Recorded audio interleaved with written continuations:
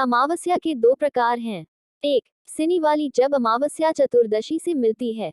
2. कुहू, जब अमावस्या प्रतिपदा से मिल जाती है। पूर्णमासी भी दो प्रकार की हैं। 1. अनुमति, चतुर्दशी से मिली हुई।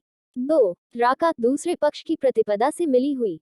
सर्वपितृ अमावस्या के दिन पितरों का पूजन और तर्पण करने से पितृदोष से मुक्ति मिलती है और जीवन में सुख, समृद्धि व खुशहाली आती है। हिंदू धर्म में अमावस्या तिथि का बहुत अधिक महत्व है। हिंदू पंचांग की 30वीं तिथि और कृष्ण पक्ष की अंतिम तिथि अमावस्या कहलाती है। इस तिथि का नाम सिनिवाली भी है। इसे हिंदी में अमावसी भी कहते हैं। कृष्ण पक्ष की प्रतिपदा से लेकर कृष्ण पक्ष की 15वीं तिथि को अमावस्या के नाम से जाना जाता है। हिंदू पंचांग में प्रत्येक माह 30 दिन का होता है, जिसमें 15 तिथियां शुक्ल पक्ष की और 15 तिथियां कृष्ण पक्ष की होती है। कृष्ण पक्ष की अंतिम तिथि अमावस्या और शुक्ल पक्ष की अंतिम तिथि पूर्णिमा के नाम से जानी जाती है। अमावस्या तिथि का निर्माण तब होता है जब सूर्य और चंद्रमा का अंतर शून्य हो जाता है। इस दिन आकाश में चांद नहीं दिखाई देता है। इस तिथि पर भगवान शिव और माता पार्वती के पूजन का विधान है। मान्यता है कि इस तिथि के दिन केतु का जन्म हुआ था। अमावस्या तिथि के देवता पितृदेव को माना गया है। अमावस्या तिथि को सूर्य और चंद्र एक समान अंशों पर और एक ही राशि में होते हैं।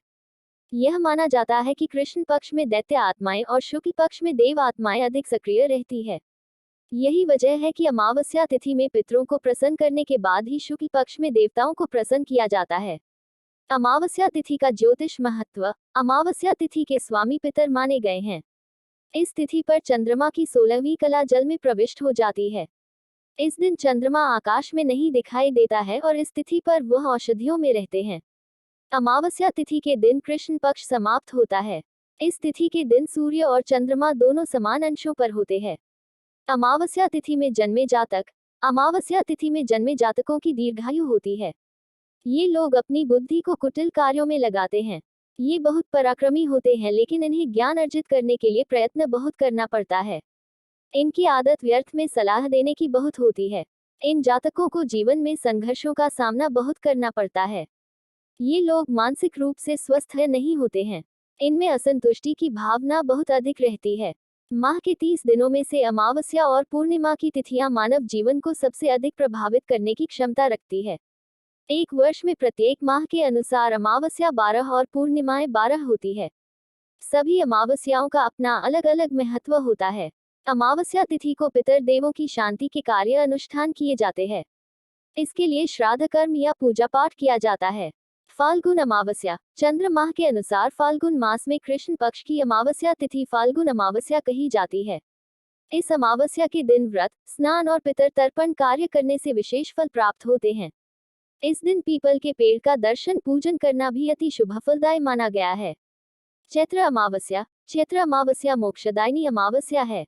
अन्य अमावस्याओं की तरह इस अमावस्या में भी पवित्र नदियों, सरोवरों और धर्मस्थलों पर स्नान, दान और पितर शांति के कार्य किए जाते हैं।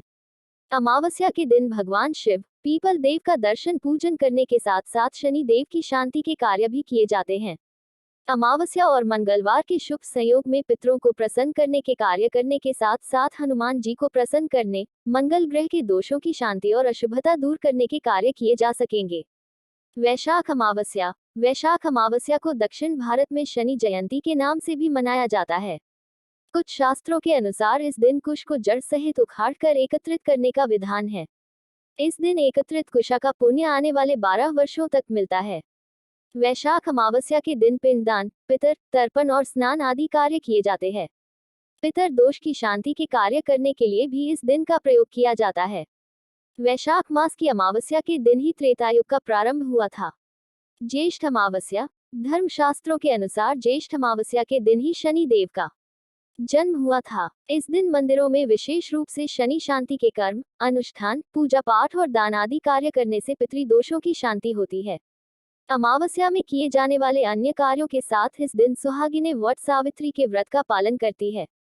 आषाढ़ अमावस्या। आषाढ़ माह में पूजा पाठ के कार्य विशेष रूप से किए जाते हैं। पितृकर्म के अतिरिक्त इस दिन देव भगवान शिव और चंद्र देव को प्रसन्न करने हेतु कार्य करने भी पुण्य फल देंगे। श्रावण अमावस्या। इस दिन खासकर पूर्वजों को तर्पण किया जाता है। इस दिन उपवास करते हुए पीपल के पेड़ के नीचे बैठकर शनि मंत्र का जाप करना चाहिए और पीपल के पेड़ के चारों ओर 108 बार परिक्रमा करते हुए भगवान विष्णु तथा पीपल वृक्ष की पूजा करनी चाहिए। अन्य सभी अमावस्याओं की तरह यह अमावस्या भी पितरों के तर्पण के लिए जानी जाती है। भाद्रपद अमावस्या को भादौ अमावस्या भी कहते हैं। इस अमावस्या के बारे में मान्यता है कि इस दिन जो भी घास उपलब्ध हो उसे एकत्रित किया जाता है। एकत्रित करते समय ये ध्यान रखा जाता है कि घास को जड़ सहित प्राप्त किया जाए और घास के पत्तों को हानि न पहुंचे। ऐसा करना पुण्यकारी माना जाता है। साथ ही इस अमावस्या को कुछ क्षेत्रों में पिथौरा अमावस्या भी कहा जाता है। अमावस्या में किए जाने वाले सभी कर्म करने के साथ साथ इस दिन देवी दुर्गा का पूजन करना भी कल्याणकारी माना जाता है। आश्विन अमावस्या वैसे तो कृष्ण पक्ष की अंतिम तिथि अमावस्या कहलाती है, उसमें भी आश्विन मास में आने वाली अमावस्या को सर्वाधिक महत्व दिया गया है। इसे सर्वपितृ श्राद्ध अमावस्या भी कहा जाता है। धर्म और ज्योतिष शास्त्रों में इसे महासंयोग भी कहा गया है। इस दिन पितरों की शांति, दान पुण्य, पिंड दान और अन्य सभी कार्य किए जाएंगे। ऐसा करने से पितर दोष दूर होते हैं, साथ ही मानसिक और शारीरिक सुख शांति मिलती है। कार्तिक अमावस्या के दिन सभी पितर कार्य किए जा सकते हैं। इसके साथ ही इस दिन भगवान श्री राम 14 वर्ष का वनवास पूरा कर अयोध्या वापस आए थे। इसी अवसर पर इस दिन दिवाली का पर्व मनाया जाता है। इस दिन महालक्ष्मी जी का पूजन किया जाता है। मार्गशीर्ष अमावस्या, इसे मार्गशीर्ष अमावस्या, अगहन अमावस्या और श्राद्धादि अमावस्या भी कहते हैं। सोमवार के दिन होने के कारण ये सोमवती मार्गशीर्ष अमावस्या भी कहलाती है। अतः सोमवती अमावस्या में किए जाने वाले सभी कार्य इस दिन किए जा सकते हैं। इस अमावस्या पर भी सर्वपितर अमावस्या पर किए जाने वाले सभी शांति कार्य किए जा सकते हैं। ये दिन पितृदोष शांति के लिए विशेष रूप से प्रयोग किया जाता है। यह माना जाता है कि इस अवसर पर पवित्र नदियों में स्नान, दोष शांति और तर्पण करना कल्याणकारी और पुण्यकारी होता है।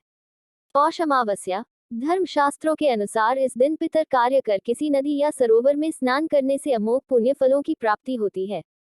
पौष माह में इन कार्यों के अतिरिक्त विशेष रूप से सूर्य देव का दर्शन पूजन किया जाता है। सूर्य देव को अर्घ्य देना भी अति शुभ माना गया है। माघ अमावस्या को मौनी अमावस्या भी कहते हैं। सभी अमावस्याओं में मौनी अमावस्या का अपना विशेष महत्व है। इस अमावस्या के दिन मौन व्रत का पालन किया जाता है। जो मौन व्रत का पालन न कर सके, उन्हें इस दिन अधिक से अधिक मौन रहने का प्रयास करना चाहिए। यह माना जाता है कि जो व्यक्ति विधिवत रूप से इस दिन मौन व्रत कर किसी पवित्र नदी या सरोवर में स्नान करता है, उसे जीवन में मुनि पद की प्राप्ति होती है। माघ मास अपने पुण्य स्नान के लिए माना जाता रहा है। इस मास में अमावस्या तिथि का स्नान सबसे अधिक पुण्य देने वाला कहा गया है। क्या करें और क्या ना करें? अमावस्या तिथि पर भगवान शिव और माता पार्वती का पूजन करना शुभ माना जाता है। इस तिथि पर पितरों का तर्पण करने का विधान है। ये तिथि चंद्रमास की आखिरी तिथि होती है। इस तिथि पर गंगा स्नान और दान का महत्व बहुत है। इस दिन क्रय विक्रय और सभी शुभ कार्यों को करना वर्जित है। अमावस्या के दिन खेतों में हल चलाना या खेत जोतने की मनाही है। इस तिथि पर जब कोई बच्चा पैदा होता है तो शांति पाठ करना पड़ता है। अमावस्या के दिन शुभ कर्म नहीं करना चाहिए।